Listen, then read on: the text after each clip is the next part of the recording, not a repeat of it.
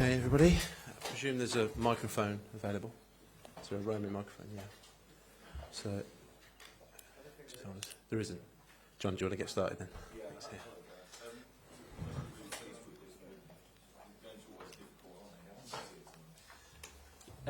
I thought that, of course, we know we have the quality to win the games, but it's about your mentality then. And I thought that was excellent right from the start. We tried to balance looking at a few things with some experienced players that give you leadership on the pitch and set the tone. And that's how they've trained all week. So, in particular, when we lost the ball, the reaction to winning it back was a sign that the team were in a good place mentally. And then, of course, some really good quality for the first couple of goals especially. So, yeah, we've made it look fairly straightforward. That, as we know from the last time here, isn't always the case. We've been able to look at a few things. We've been able to get players on. We've been able to get some players off. So, yeah, very pleased with the night. Mark?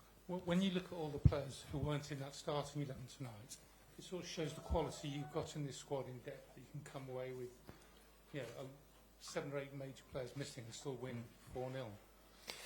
Yeah, but we never know when we're going to have people available. You know, there's always turnover of injuries, so it's important that you have that depth, that we give young players the chance, so that when they come into the team, they're used to being with the squad, they're comfortable with the group, and you sort of pass the baton on through these qualifying campaigns, because from month to month you're going to have to make changes. So that is very important that we have those options.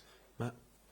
Gareth, just wondered about your thoughts on Trent's performance, and if he is going to play in that position, is that something we have to commit to fairly early to give him the experience in that position before something, say, like a major championships next summer? Well, inevitably, a lot of what happens is going to be a little bit dependent on his club, because the fact that he's been playing partly in there with the ball, albeit a bit deeper, I think has helped his transition tonight. So he's getting used to what was pleasing tonight. He's getting used to receiving in tight areas with his back to goal, with players behind him, whereas he's used to receiving on the touchline with the play in front of him, and he was very comfortable doing that. So, look, I've got no questions in my head he can do it. It's just learning some nuances of the role without the ball, especially, very different for him.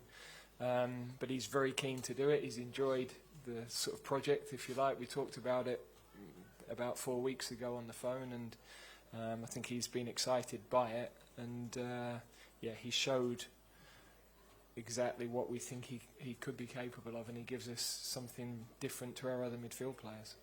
Good, Dan, and then Sam. Hey, Gareth. Sorry, I've lost Dan. You've spoken a lot in the past about sharing ideas with Eddie Jones and taking inspiration from him. I just wondered, now Ashes season is upon us, if you've ever spoken to Brendan McCullum, and if there's anything you can learn from Bazball. No, not to Brendan. I've had a couple of meetups with Rob Key. The team have been playing fairly solidly throughout, so less time to see Brendan. I don't know Brendan, but I've been introduced to Rob. So it's something, I'm a big cricket fan. It's something that is hugely exciting to watch at the moment. Their mindset has been a big thing, but they've also got a lot of world-class players. We've got quite a few players I think would get in a World 11. So the standard is also very good, but there's definitely been this shift in how they're playing, and I would imagine it's the first team in my lifetime to declare 393 for 8 on day one. So that will be an interesting decision, because in the end people will judge that on the outcome as they do the decisions you make as a coach. So, but that's a clue as to the mindset they're going into the series with. Sam? Just on Saka, is he injured? And just on that sort of mindset thing, Is that something that translates across? I mean, Bazball is sort of all about the kind of taking risks. Can that? Yeah, I mean, it's not. They've been doing it for a few months, so I think we've been evolving as a team as well. You know, I think it depends on what exactly you're looking at in terms of style of play, in terms of the players that you're prepared to play, playing youth. Of course, in their sport, it's been a complete shift in a test match perspective. That's hard to align it because they have a lot more games, they have a lot more time together. So whenever we've done cross-sport things, you're always mindful, okay, what are the bits we can pick off? What are the bits that might be unique to a different sport?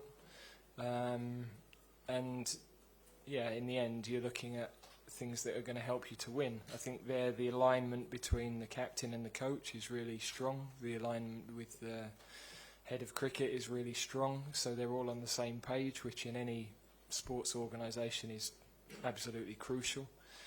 Yeah, this summer is going to tell us a hell of a lot about whether, you know, that in the end they're going to be judged on an Ashes series in the way we are on a European Championship or a World Cup. Okay. And Saka, sorry? He's good, yeah. We just thought there's no point in taking any chances with the scoreline as it was. Okay, we've got 3 queued up. Start with Sammy. Hi, Gareth. Just looking ahead to Monday, did you or have you already got a clear plan of the team you were going to pick, regardless of what was going to happen tonight? And did anything that happened tonight influence what you do on Monday? Yep. But not the obvious that you might think. Yeah, I think we always have in mind what happens. Of course, there's still training over the next couple of days also to take into account. But no, what we saw tonight probably confirmed a couple of things, but also, you know, left one or two things open. So. Yeah, you've always got a plan, but normally we're on plan E, F or G by the time we get to match day because of players we've lost or things that have happened. So you always have to be flexible. But as I say, pleased to get the players off that we got off, and nice to give some minutes to some others as well. Okay, we've got Simon, then Jacob. Gareth, in March, during the qualifiers, you're hammering home the mindset point. You were doing so in the build-up to this. And the first thing the opposition coach said was about the attitude from the first minute to the last. But that isn't going to count for anything unless you kick on again on Monday. Is that fair? Correct. Yeah, that's where we have to be. You know, we've just watched the team win 3 trophies. Why? Because pretty much every game I saw them play, the mentality was spot on. That helps when you've got competition for places like we have, because also you know that you can't afford a dip. You've got to produce. So sometimes you can say things as a coach, but the fact that there's somebody sitting ready to take your place that's a good player also has an impact. But we have good professionals. You know, everybody, of course, is excited by our younger players, but our senior players have a big impact on the way they train, the way they embrace the younger ones coming in, and the way they demand in the dressing room the mentality that they start to set. So it all plays a part. Jacob. Hi Gareth, do you see signs now that Maddison is really settling into the side, and also how did you feel that Eze did on his debut? Well, for Eze, nice to dip his toes. He's only had a few days training with us, so he's still getting used to everything, and it's of course a big step coming into a senior camp for the first time, even though he's been with the under-21s.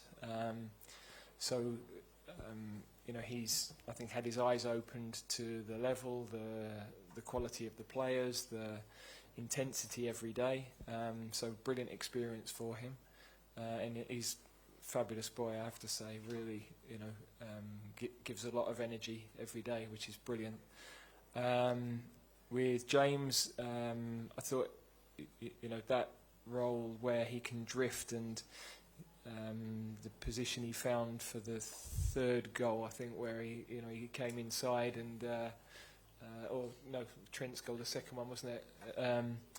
Yeah, that's what he is. He's comfortable receiving in those areas. He's not as quick or as strong as others, but he finds a way of wriggling in those spaces and in those tight areas. And again, he's a different type of player. So, with a lot of the players we're talking about, they may be suited for some games better than others. We play different opponents that pose different problems.